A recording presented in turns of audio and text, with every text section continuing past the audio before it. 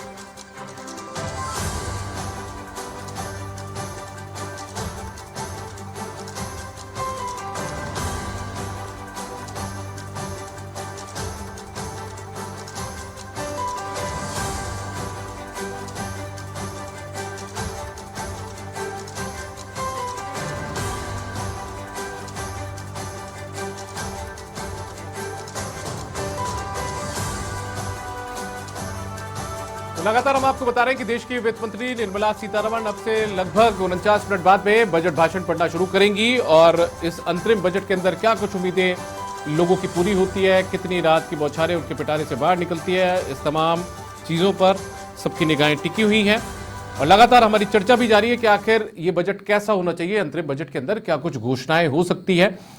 चूंकि आपको बता दें कि देश के वित्त मंत्री भी महिला हैं और ऐसे में हमारे साथ में जो स्टूडियो में हमारे साथ पैनल मौजूद है वो भी खासतौर पर महिलाओं का पैनल है और अपने अपने क्षेत्र में ये एक मुकाम हासिल कर चुकी महिलाएं हैं। हमारे साथ में निमिषा गौड़ जी जुड़ी हुई हैं जो कि बीजेपी की प्रवक्ता हैं, साथ में हमारे साथ जुड़ी हुई हैं रुचि गुप्ता जी जो कि सीए हैं पेशे से और साथ में हमारे साथ में जुड़ी हुई नीलम शर्मा जी जो कि महिला उद्यमी हैं। आप तीनों का बहुत स्वागत है। सबसे पहले मैं चर्चा की शुरुआत आपसे ही करना चाहूंगा।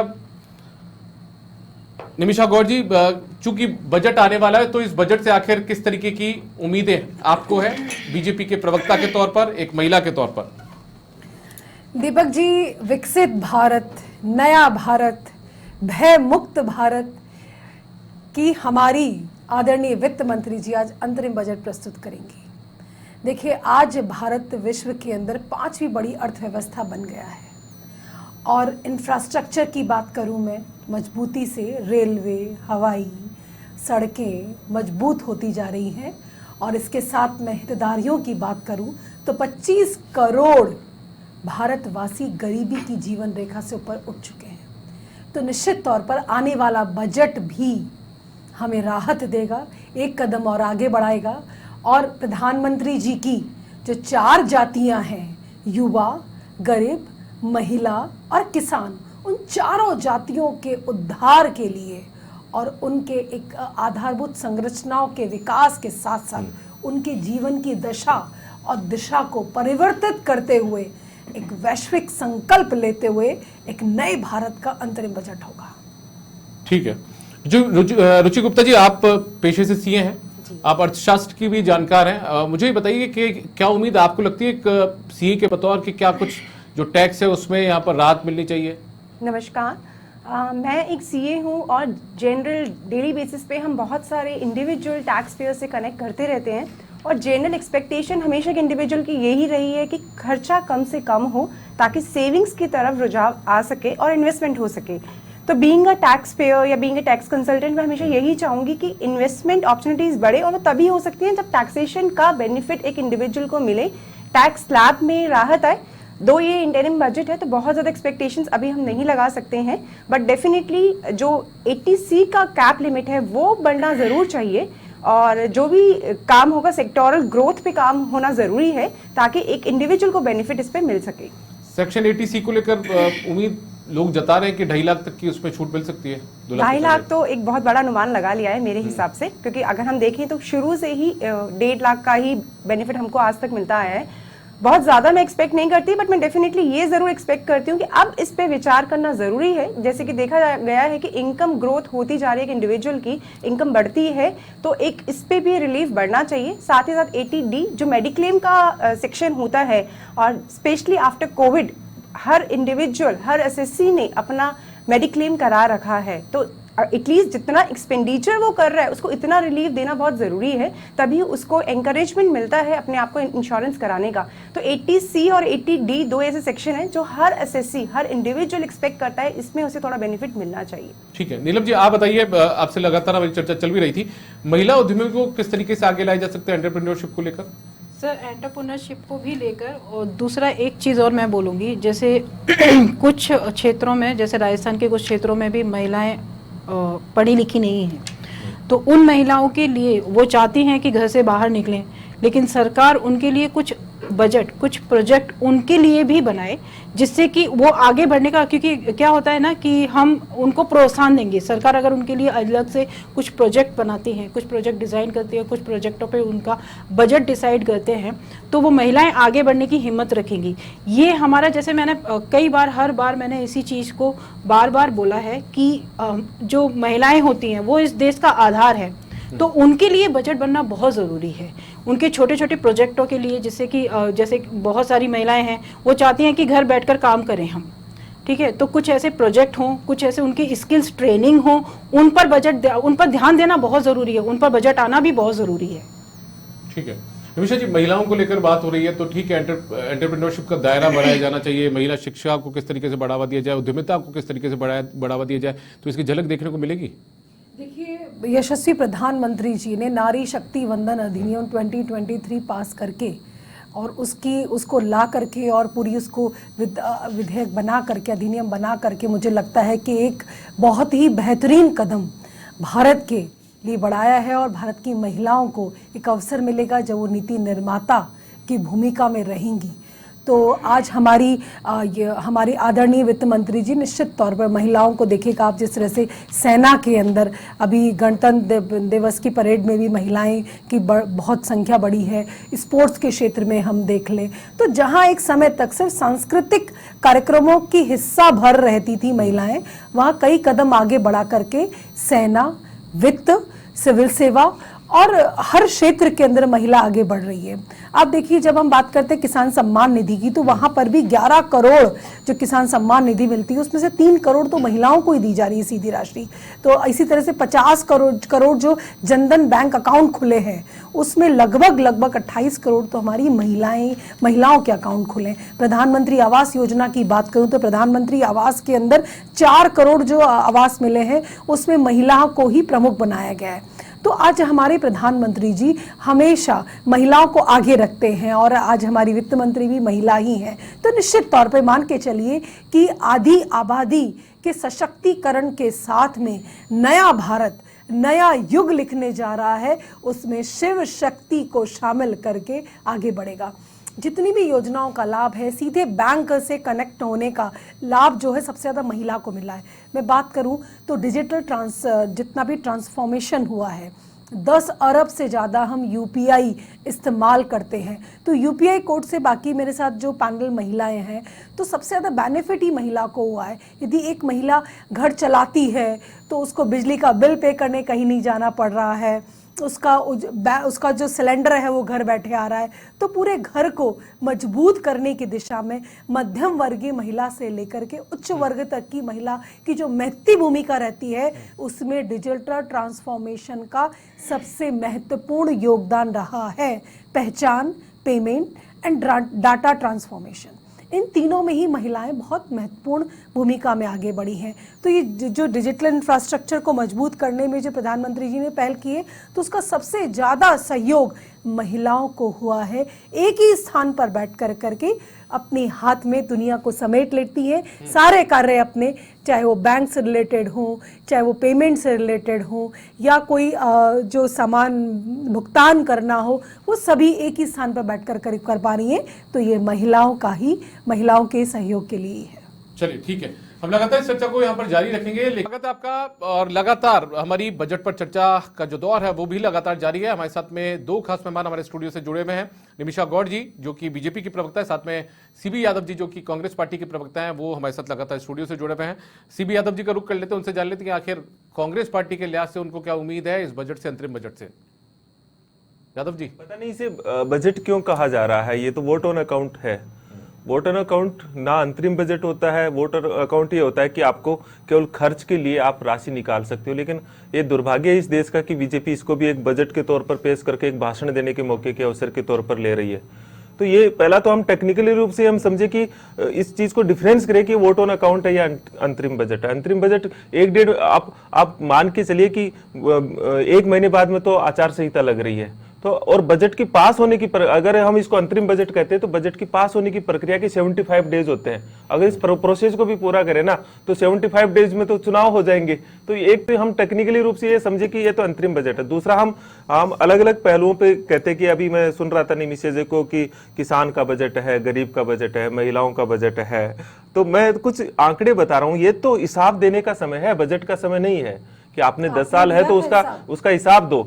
तो आपको हिसाब में मैं मोटे तौर पर आंकड़े रख रहा हूँ कि 2016 से लगातार ये कहा जा रहा है कि किसान की आमदनी को दुगना किया जाएगा। ये कमिटमेंट लगातार था। 2014 के घोषणा पत्र में था इनके कि स्वामीनाथन आयोग की रिपोर्ट के अनुसार लागत का 1.5 गुना हम भाव सुनिश्चित करेंगे। और अभी जो इनके एनएसओ की रिपोर्ट आई उसके अंदर पहले 3080 रुपए किसान की आमदनी थी और अब वो 3700 रुपए हुई है। अगर हम इसको देखें, इन्फ्लेशन रेट को जोड़ के देखें तो दीपक जी ये माइनस में और जा रही है। दुगनी तो दूर की बात है, माइनस में और जा रही है। नंबर एक बात, अभी ये गरीब की बात कर रहे थे कि 25 करोड़ गरीबी रेखा से नीचे बाहर निकल गए हैं। 80 करोड़ लोगों को तो राशन दिया जा रहा है। 80 करोड़ इनका पिछले 7 साल से जो है ना, जो खर्च का क्योंकि जो गरीबी रेखा का जो आंकलन किया जाता था पहले, उसका सबसे आधार होता था कि खर्च कितना किया जाता है, खर्च का आधार था। अभी मैं आपको ये मतलब कितना दुर्भाग्य इस देश का कि इस देश में आंकड़े जारी नहीं हो रहे। पिछले 7 साल के अंदर खर्च का आंकड़ा जारी नहीं हुआ, जिसपे यूएनडीपी और वर्ल्ड बैंक ने भी चिंता जाहिर की है कि भारत सरकार खर्च का आंकड़ा जारी नहीं कर रही है। दूसरी चीज ये, तीसरी चीज ये है कि रोजगार के लिए कमिटमेंट किया गया था कि हम हर साल 2 करोड़ रोजगार देंगे। आप लोगों ने भी बहुत कमिट किया था उस समय। आप आज हिसाब देने की जरूरत है कि जो नौकरियां पहले रेलवे के अंदर 1-1.5 लाख नौकरियां आती थी, हम भी आज युवा उस दौर से निकले, हम भी उस परीक्षा के दौर से निकले हैं। आज है ना 4-4, 5-5 हजार, 2-2, 3-3 साल से नौकरी आ रही है। हम किस दौर में पहुंच गई है। और लास्ट बात मैं आपको बता रहा हूं, ये एक पूरा स्लोगन रचा गया था कि मोदी आएगा तो पूरा सुशासन आएगा और उसके अंदर भ्रष्टाचार मुक्त होगी, मिनिमम गवर्नमेंट, मैक्सिमम गवर्नेंस, पता नहीं कितने स्लोगन इस देश में दिए। परसों रिपोर्ट जारी हुई है ट्रांसपेरेंसी इंटरनेशनल की, हम भ्रष्टाचार में भ्रष्टतम देशों में शामिल हो गए। 93 हमारी रैंकिंग है। इसको कौन ठुकरा सकता है? क्या इस एजेंसी की रिपोर्ट को भी हम ठुकरा देंगे? भ्रष्टाचार में 9 अंकों की गिरावट आई है पिछले 1 साल के अंदर। तो हमारी स्थिति देखिए, हमारा हंगर इंडेक्स में देखिए, हम कह रहे हैं कि गरीबी रेखा से मुक्त हो गए। 115 देशों का हंगर इंडेक्स जारी होता है, उसमें हम 103 में हो गया आपका। तो मैं बोलूंगी दीपक जी, मैं कह रहा हूं आपने अंतिम बात कही तो मैं बोलना चाहूंगी। एक चीज को चलिए आपके लास्ट पॉइंट से चालू करती है। एक एनजीओ की रिपोर्ट, देखिए सीबी जी आपने बोला, मैंने धैर्यपूर्वक सुना। एक एनजीओ की रिपोर्ट को आप आधार बना रहे हैं और आंकड़ों की बात कर रहे हैं, पेपर की बात कर रहे हैं, नौकरियों की बात कर रहे हैं।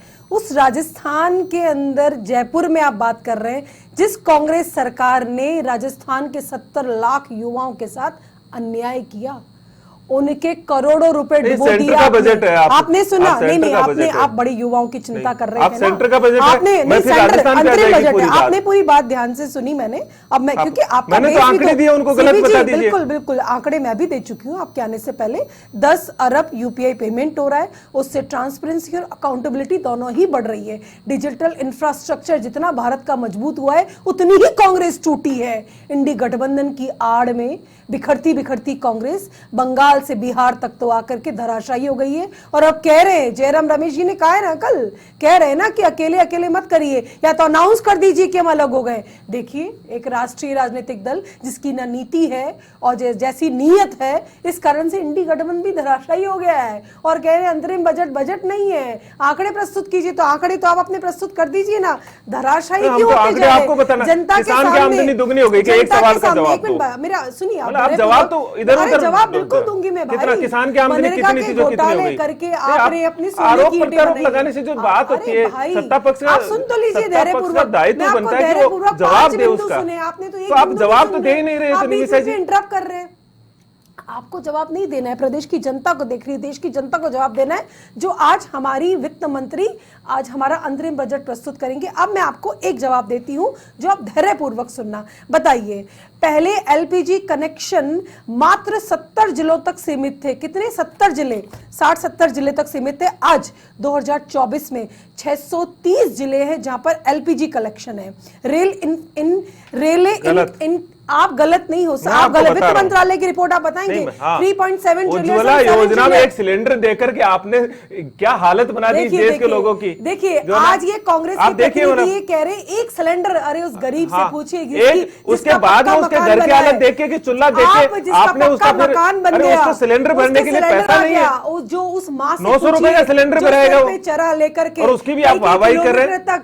हर अपना शुद्ध पीने का जल लेके आते, उस माँ की देखिए आप हालत। लेकिन आपसे बर्दाश्त नहीं होगा, आप तो 20,000 करोड़ रुपए डकार गए। हर घर में नल से जल जो राजस्थान वासियों को मिलना था, उसका घोटाला करके सोने की ईंटें बनाई है। बीडी की जांच से घबराए फिर रहे हैं आप।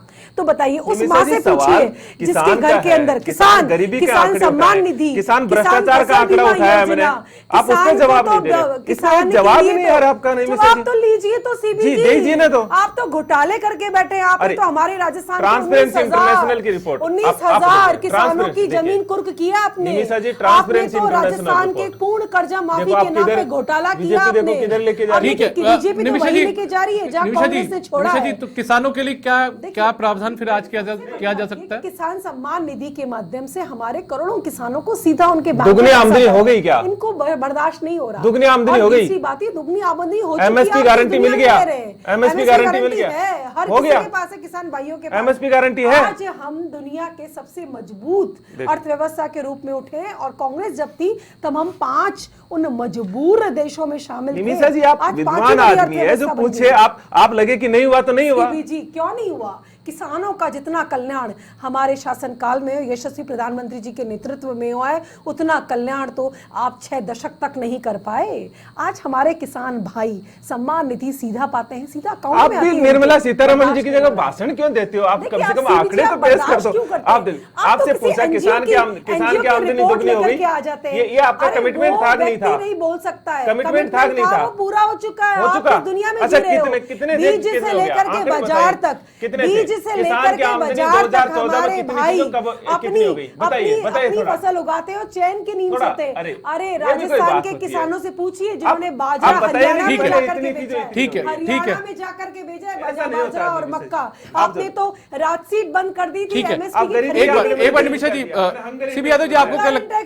सीबी यादव जी, सीबी यादव जी, क्या बात करते हो? सीबी यादव जी, मेरा सवाल एक राज्यों में सिमट चुकी है। एक मिनट निमिषा जी, मुख्यमंत्री अरेस्ट हो रहे भ्रष्टाचार के मामलों में, और ट्रांसपेरेंसी की बात करेंगे, आप अकाउंटेबिलिटी की बात करेंगे। 10 अरब भारतवासी यूज करे, 35 करोड़ लोग डिजिटल इंफ्रास्ट्रक्चर से जुड़ चुके।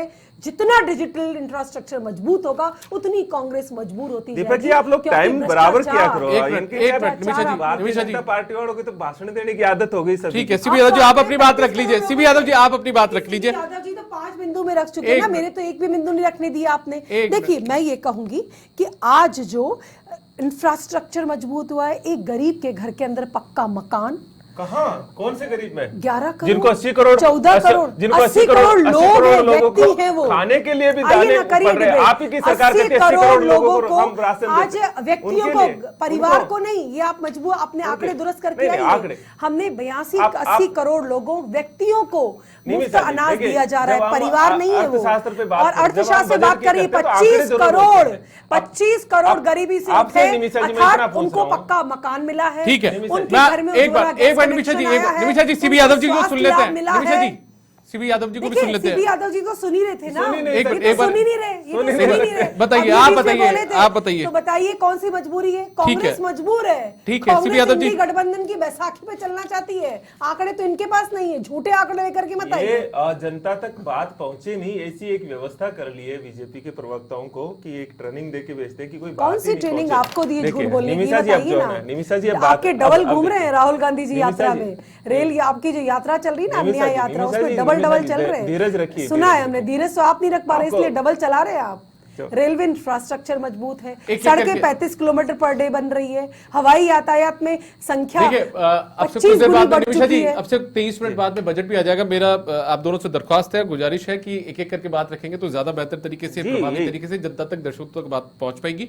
सीबी यादव जी, आप अपनी बात कंप्लीट कर लीजिए, उसके बाद मैं मेरे सहयोगी बीके शर्मा के साथ जुड़ूंगा, कनेक्ट होऊंगा। सबसे महत्वपूर्ण बात देखिए, जब भी हम बजट पे बात करते हैं तो हमेशा ही आंकड़ों की बात होती है। मैं दो चीजें बताया अभी, पहले एक तो ये लेखानुदान है, दूसरा है ना बजट। आजकल जिसको हम बजट कहते हैं, आप दुनिया की किसी भी डिक्शनरी में देखिए, बजट होता है इनकम और एक्सपेंडिचर का, जो वो भी अनुमानित इनकम और एक्सपेंडिचर। मतलब हमारे देश के भीतर दुर्भाग्य देखिए कि जो इनकम का जो टैक्स सिस्टम है वो तो हमने बजट से वैसे ही बाहर कर दिया, क्योंकि वो तो जीएसटी काउंसिल को दे दिया। अब सिर्फ बचा है कि हम केवल और केवल जो हमारी स्कीम्स को लॉन्च करें। पिछले 9 सालों में सिर्फ हमने देखा कि बजट में अलोकेशंस नहीं किया जाता। पहले ये होता था कि एजुकेशन पे पिछले साल इतना बजट है, इस बार बढ़ा करके इतना किया जाता है। आप देखिए, ये आंकड़े ही गायब हो गए, सिर्फ और सिर्फ भाषण होने लग गए। और उन भाषणों में केवल और केवल आप देखेंगे, मैं आपको उदाहरण तो दिया ना, 2016 से लगातार एक स्पीच दिया जाता है 2022 तक कि हम 2022 तक किसान की आमदनी को दुगना करेंगे। मैं आपको आंकड़े बताया एनएसओ का। चलिए एक आंकड़ा आप सुन लीजिए, बहुत आपको धैर्यपूर्वक आंकड़ा सुनना होगा। 2014-15 में 4 करोड़ डायरेक्ट इनकम टैक्स थे, और 2023-24 तक 8.2 करोड़, नहीं सुनिए ना, डायरेक्ट इनकम टैक्स रिटर्न भरे जा रहे हैं। निमिषा जी, और अब आप कह रहे हैं आंकड़े नहीं है हमारे पास, लोग तो दुगने हो गए हैं। डायरेक्ट इनकम टैक्स भरने वाले लोग दुगने हो चुके हैं, ठीक है। दुगने से ज्यादा हो रहे निमिषा जी, हैं। देखिए, अब भारत बात की रखने इकोनॉमी दिया करो। 5 बड़ी निमिषा जी, अर्थव्यवस्था निमिषा जी, में आ पूरी गई बात है। सुन लेते और हैं, आपके वापस पास आऊंगा मैं आंकड़े ही आपके नहीं है, पास। आप कह रहे हैं आंकड़े नहीं है। बात रखने देखिए, देश भाग्यशाली है, कांग्रेस दुर्भाग्यशाली है। मैं आपको बताता हूं बजट के एलोकेशंस। मनरेगा पे जो बजट था, मनरेगा पे बजट पहले लगभग एक 90,000 करोड़ से लेके 115,000 करोड़ तक का बजट हुआ करता था। वो घट करके पिछले बजट में 60,000 करोड़ तक आ गया। आंकड़ों की बात कर रहा हूं मैं आपको, और उसमें भी लगातार ये की जा रही कि कैसे न कैसे कटौती हो। किसान सम्मान निधि की हम बात करें तो किसान सम्मान निधि शुरू के अंदर था, वो लगभग 25 करोड़ के आसपास किसानों को वो थी। अभी लास्ट में जो सम्मान निधि थी वो 11.4 करोड़ रुपए, मतलब लगभग आधे किसानों को आपने बाहर कर दिया अलग अलग। और अभी तो पोर्टल शुरू करके और उन किसानों को बाहर कर देंगे। देखिए, किसान को आज है ना, ये किसान सम्मान निधि ये भीख की कोई चीज नहीं चाहिए, उसे चाहिए एमएसपी की गारंटी, एमएसपी की गारंटी, एमएसपी की गारंटी। आज तक वो, अगर आज भी मैं कह रहा हूँ कि किसान जो है ना, देखो सरकारों की क्या होता है, सरकारें ये नहीं होती है कि वो भावनात्मक चीज करे। सरकार होती है गरीब, सरकार क्या करे, शिक्षा, स्वास्थ्य, गरीब, किसान, मजदूर, इन आंकड़ों पे बात होती है, इन पे बात होती है। महिला तो 15% इनकम टैक्स भर रही, ज्यादा महिलाएं 15। अब आप देखिए कि ये रोजगार किसको कहते हैं कि जिन्होंने बैंक के अंदर खाता खुलवा लिया वो रोजगार हो गया, बिल्कुल, है ना। वो भी मुद्रा बैंक से किसी ने लोन ले लिया, वो भी रोजगार हो गया। इनके प्रधानमंत्री कहते हैं कि पकौड़ा बेचने वाला भी तो रोजगार है ना। मतलब इनके प्राइम मिनिस्टर साहब कहते हैं पहले शर्म तो थी ना, वो शर्म किसान सम्मान निधि, किसान सम्मान निधि को भी आप सवालों की घेरे में खड़ा कर रहे हैं। मैं इसलिए कर रहा हूँ ना, पहले 25 करोड़ किसानों को सम्मान निधि मिलती थी। आप आंकड़े देखिए, आपके पास गूगल है, पिछला बजट देखिए 11.4 करोड़, मतलब लगभग आधे से ज्यादा कटौती हो गई उस जो किसानों की संख्या में। जिस शब्द का इस्तेमाल आपने किया किसान सम्मान निधि को लेकर, मैं नहीं करना चाहता, लेकिन आपको लगता है कि गलत शब्द हो जाएगा? नहीं गलत क्या, जो संख्या आप देखिए, जो पहली किसान सम्मान निधि, दीपक जी, इसको टेक्निकली समझने की पहली जरूरत है। किसान सम्मान निधि जितने और लास्ट 11 किसान करोड़ सम्मान से निधि, ज्यादा हमारे किसान भाई जुड़ आपको चुके हैं। स्कीम जो है ना, लेकिन आप इनको देखिए, समझ नहीं मैं आपको आएगा। बता रहा हूँ, पिछली बार कांग्रेस को नहीं 26 करोड़ समझ के आएगा। आसपास पहली किसान सम्मान निधि ट्रांसफर की गई थी। अभी लास्ट में 11.4 करोड़ किसानों को सम्मान निधि ये दी बिल्कुल गई है। सही आंकड़ा, मैं हाँ, बताती हूँ आपको। 11 इसका और मतलब अभी हमारे लास्ट जो में- किसान भाई मजबूत हो गए। देखिए, हर अरे किसी, वाह, आपने तो वाह रे पेंशन का वाह, घोटाला किया, वाह रे वाह, आपने तो वाह रे। संविदा कर्मियों के क्या अकाउंट में बात डाल है। दिया पैसा, कि वाह, किसान वाह। मजबूत हो गया। आपने तो मैंने हमारे किसान भाई मजबूत हो चुके कितना- हैं, बीज कितनी से आमदनी है लेकर के किसान की? बाजार तक। कितनी आमदनी हमारे है? किसान भाई मजबूत हो चुके हैं। दीपक जी, आप बिलीव नहीं करेंगे, आज आयात गरीबी पर का- नहीं, जो गरीबी का किसानों मापन का है, निर्यात हो रहा गरीबी का है। मापन है। श्री अन्न को तो पहले यूएनओ ने भी 816 अपना रुपए। माना है। आपने देखिए हमारे किसान भाइयों की उपज जो है वैश्विक स्तर पर उसकी सराहना निमिषा हो रही जी, है। आप बात कर लोग लिया करें ना क्यों बाद बात में। करते हैं आप बताइए, ठीक है। झूठे आंकड़े क्यों पेश कर रहे हैं? ठीक है, मेरे साथ में किसान बीके शर्मा जुड़े हुए मेरे सहयोगी, आज सीधा अकाउंट जा रहा है। सीधा उनके पास चलते हैं। उनके साथ में भी कुछ मेहमान मौजूद हैं, उनका रुख करते हैं। बीके, आपके साथ भी कुछ मेहमान मौजूद हैं। आपसे कुछ देर बाद में, यदि 18 मिनट बाद में मैं कहूंगा तो सही होगा वक्त, कि 18 मिनट बाद में बजट भाषण की शुरुआत हो जाएगी, अंतरिम बजट की। तो ऐसे रहिए, लगातार हमारे साथ में कुछ दूसरे मेहमान भी मौजूद हैं। मैं एक बार वापस से निमिषा जी का रुख करना चाहूंगा। निमिषा जी, अब बहुत ही देखिए 10 मिनट का वक्त बचा है, क्या राहत के छींटे मिल सकते हैं? देखिए, घर घर की तरक्की का मंत्र जो यशस्वी प्रधानमंत्री जी ने दिया था, उसी अनुरूप हमारी आदरणीय वित्त मंत्री जी आज अंतरिम बजट पहली बार प्रस्तुत करने जा रही हैं। और हर घर को पक्का मकान मिले और उस घर के अंदर गैस कनेक्शन हो, बिजली हो, शुद्ध जल हो, स्वास्थ्य और पोषण से भारत का हर परिवार हो, इसी मूल मंत्र के साथ जो प्रधानमंत्री जी ने 5 प्रण लिए थे, विकसित भारत, एक भारत, और हमारी गुलामी के वंश से गुलामी के जितने भी हमारे तत्व हैं उन सबको समाप्त करता हुआ, अपनी सांस्कृतिक जितनी भी सभ्यताएं उन सब का अभिमान करता हुआ, गर्व करता हुआ भारत। तो मैं ये मानती हूँ कि अंतरिम बजट पिछले 10 वर्षों से जो लगातार भारत एक विकसित भारत की ओर बढ़ रहा है, उसी को आगे ले जाता हुआ होगा। और निश्चित तौर पर हर भारतवासी तक भारत की सरकार का लाभ पहुंचे, भारत की सरकार की हितधारी योजनाएं पहुंचे, और मजबूत इंफ्रास्ट्रक्चर के साथ में हम सब आगे बढ़े।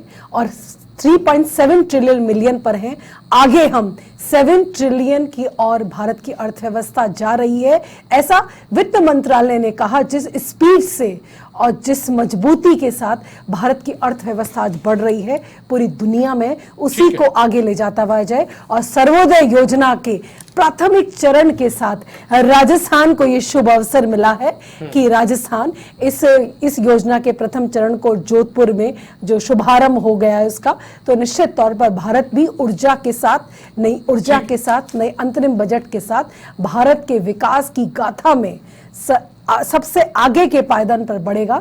ऐसा हमारे यशस्वी जो हमारे मुख्यमंत्री जी हैं, उन्होंने विधानसभा में जो उत्तर दिया था, उससे सबका मैं रोकना आभार। चाहूंगा। आपने बेहतर प्रवक्ता की भूमिका निभाते हुए पूरा समझा दिया है कि कैसा बजट होना चाहिए।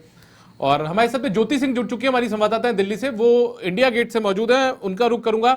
ज्योति, दिल्ली में देखिए मौसम भी सर्द बना हुआ है, बारिश भी हो रही है, तो ऐसे में क्या निर्मला सीतारमण के पिटारे से राहत की बौछारें आम जनता के लिए निकलेगी आज इस अंतरिम बजट में? हालांकि बहुत ज्यादा परंपरा इस बात को लेकर रही नहीं है कि बहुत ज्यादा बड़ी घोषणाएं अंतरिम बजट में होती हो।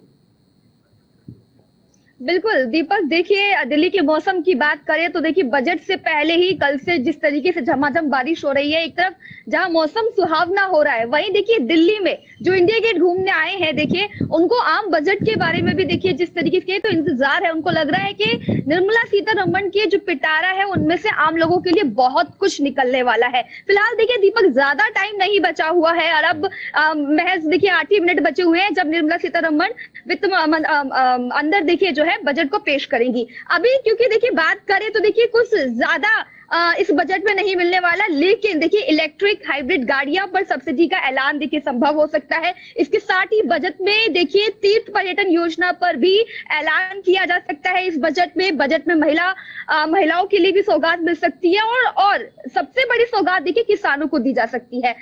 निधि रकम की बात करें तो देखिए वो 12,000 सालाना संभव है। वहीं देखिए दूसरी रकम की बात करें, किसानों को देखिए 6 से 8,000 मिलने की संभावना इस बजट में बताई जा रही है।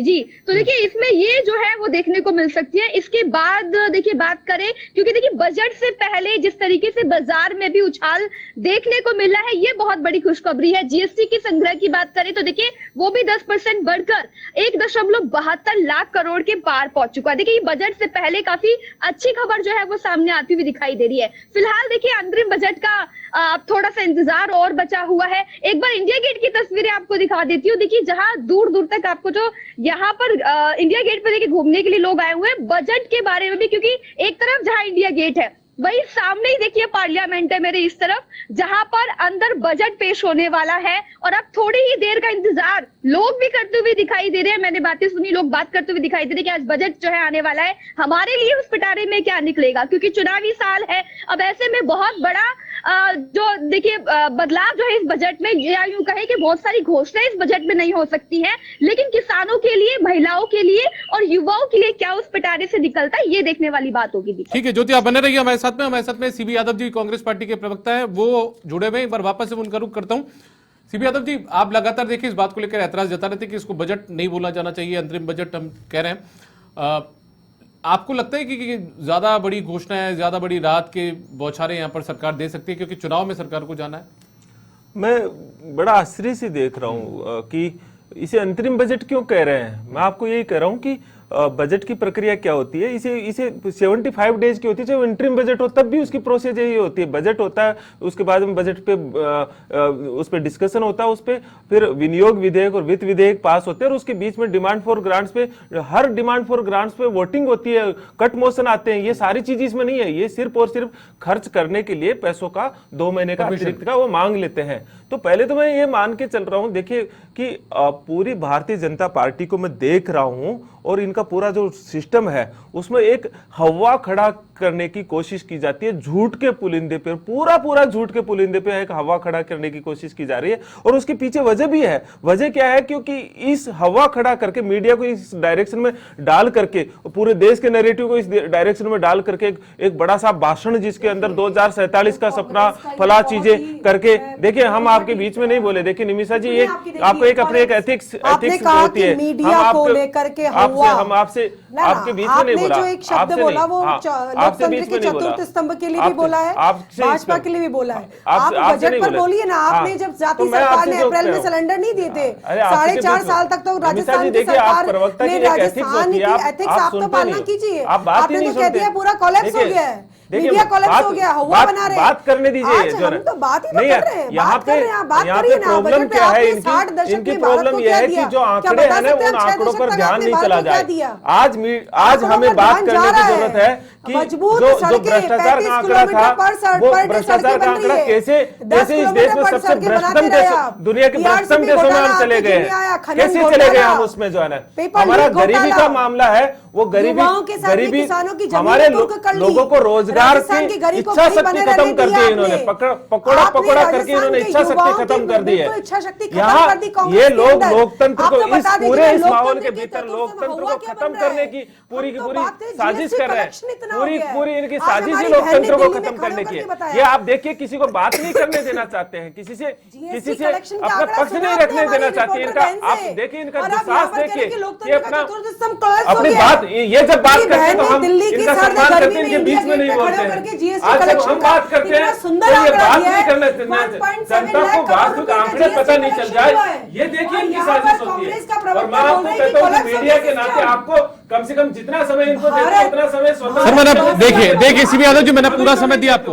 इनका माइक बंद करना चाहिए। सीबी यादव जी, मैंने पूरा समय दिया आपको। सीबी यादव जी, बात क्यों नहीं जाती है सर? क्यों नहीं जा रही आपकी बात? आपको पूरा मौका दिया सर, हमने पूरा मौका दिया है। आप दिख रहे हैं स्क्रीन पर, आंकड़े ही नहीं जा रहे हैं। हमारे को बीच में बोलने जैसे बात रखने दिया जाता है, वैसे बीजेपी के लोग आकर के हंगामा शुरू कर देते हैं। आपने भी कहा कि मीडिया ने कोलैप्स कर लिया है, आंकड़े सामने। अरे जिसको मीडिया को प्रॉब्लम होगी, मीडिया आपत्ति उठाएगी। आप इसी से लग रहा है कि आप मीडिया के वो बने हुए हो, हम तो आपका गठजोड़ है, भाजपा दिखाते हैं। सीबी यादव जी, सीबी यादव जी, क्या सीबी यादव जी, आपको क्या सीबी यादव जी इस बात पे, सीबी यादव जी, सीबी यादव जी, 1.72 लाख करोड़ का GST collection, CB Yadav ji भाई, आपकी इस बात पे एक मिनट, अरे निमिषा जी, बुढ़वा काम निमिषा जी एक कीजिए, मिनट में ये रोकूंगा जनता आपको। दे रही है। सीबी यादव जी आपकी इस बात पे एतराज है कि मीडिया का गठजोड़ है, ये इस तरीके की बातें आप ये ना आप- कहें तो बेहतर है। मुझे लगता है आप रोक ही नहीं रहे। कौन नहीं रोक रहा है? आप मीडिया कैसे नहीं रोका मैंने? कैसे नहीं रोका मैंने?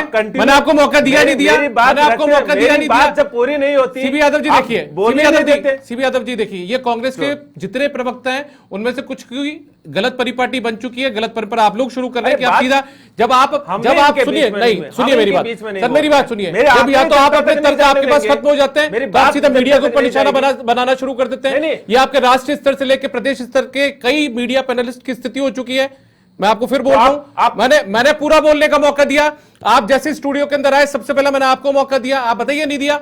मेरी बात अब ये आप अपनी बात यदि प्रभावित तरीके से नहीं रख पा रहे तो उसमें मेरी गलती है। दो मिनट का समय सर मैंने दिया आपको पूरा मौका। आपके बीजेपी के प्रवक्ता आपके बीच के अंदर तो बीजेपी प्रवक्ता का मुंह मैं बंद करा सकता हूं? नहीं, मैं उनके बीच में जब हम उनके मैं उनसे रिक्वेस्ट ही कर सकता हूं यहाँ पर, हम उनके बीच में इंटरप्ट आप अपनी बात रखिए। अरे बात तो रखते ही कहाँ है, बात रखते ही तो ये बीच में आ जाते हैं। अब इसमें भी आपको मीडिया पर एतराज जता रहे हैं आप। मैंने इनको बोला कि आप बीच में इनके टोका टोकी करिए, तो आप रखिए आप अपनी बात। मोटी बात जो है, मोटी बात यह है कि ये पूरा झूठ का पुलिंदा इसलिए रचा जा रहा है जिसकी आड़ में ये लोकतंत्र को खत्म करने की साजिश कर रहे हैं पूरी की पूरी। कहीं उस पर जनता का ध्यान नहीं चला जाए, कहीं जनता का ध्यान उन रिपोर्ट्स पे नहीं चला जाए जो भ्रष्टाचार पर जो ये कह रहे थे कि हम भ्रष्टाचार मुक्त शासन देंगे। आज दुनिया की रिपोर्ट कह रही है भारत सबसे भ्रष्ट देशों में है। इसको कौन जुटलाएगा?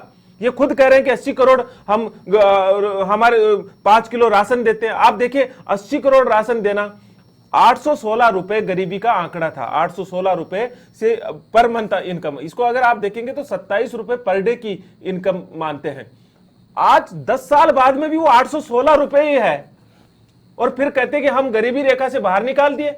अरे महंगाई दर भी अगर आप जोड़ देंगे, महंगाई दर भी अगर आप मौका दूंगा आपको एक बार इनकी सुन लीजिए, इनकी बड़ा ऐतराज था। वर्ल्ड बैंक के अनुसार $1.25 जो है, $1.25 का मतलब लगभग 115 रुपए पर डे का हिसाब बैठता है। इस हिसाब से अगर हम देखें तो लगभग 3,500 का आंकड़ा देखें, अगर इसके हिसाब से देखें तो लगभग 80 करोड़ से ज्यादा लोग गरीबी रेखा से नीचे हैं। आंकड़े की रिपोर्ट आना बंद हो गया है। तो इस देश का देखिए कि इस देश में एक वोट ऑन अकाउंट को भी इस तरह से पेश किया जा रहा है कि हम बड़ी एक ऐतिहासिक काम कर रहे हैं, एक बड़ा काम कर रहे हैं और पूरा हम उस पर डिस्कशन कर रहे हैं। सिर्फ खर्च जो पुराना चल रहा है उसमें हम खर्च की 2 महीने की राशि ले लेंगे और उसको भी हम ऐसे पेश कर रहे हैं। ठीक है, तो मैं यही कह रहा हूं कि सारा ये समय हिसाब देने का है, किसान पे हिसाब दो, ठीक है, बेरोजगारी पर हिसाब दो, ये हिसाब दीजिए। 30 सेकंड का समय दे दीजिए। भारतवासी आज सम्मान के साथ में विकसित भारत की संकल्प को पूरे करने जा रहे हैं। अब एक आंकड़ा मैं आपको उनको देती हूँ। इंडी गठबंधन इन्होंने किया, वेस्ट बंगाल से यात्रा की अनुमति नहीं मिली, बिहार में आके धराशायी हो गया और उत्तर प्रदेश के अंदर समाजवादी पार्टी ने इनको इसी का तो डर लग रहा है आपको, डर लग रहा है, भयभीत तो आप अकाउंट को भी बजट की तरह करके भाषण के रूप में इस्तेमाल कर रहे हैं। लोग हैं इसी का तो डर लग रहा है कि आपने जो है 80 करोड़ लोगों का गरीब का आंकड़ा देखिए। इसी का तो डर लग रहा है कि जिसको पानी पी करके सोचते थे पोषण जीवन स्तर के मर जाए, आधार पर हम गरीबी का आकलन किया जाता आपके है द्वार बंद हो गए, भारत के अंदर मजबूत मकान, मजबूत पलक पावड़े तो आपके लिए कोई नहीं बिछा है। अरविंद केजरीवाल राज्यों से बाहर हो चुके हैं, मुख्यमंत्री आज तक घोटाला करेंगे, भ्रष्टाचार करेंगे और भ्रष्टाचार करने के बाद ईडी को आप भयभीत हैं। आज जिस तरह से लोकतांत्रिक चलिए ठीक है निमिषा जी और सीबी यादव जी, मैं आपको रोकना चाहूंगा। फिलहाल वक्त यहाँ पर एक छोटे से ब्रेक का है। ब्रेक के बाद भी बजट पर हमारी मां कवरेज अंतरिम बजट पर लगातार जारी रहने वाली है। यहाँ रुकेंगे ब्रेक के लिए।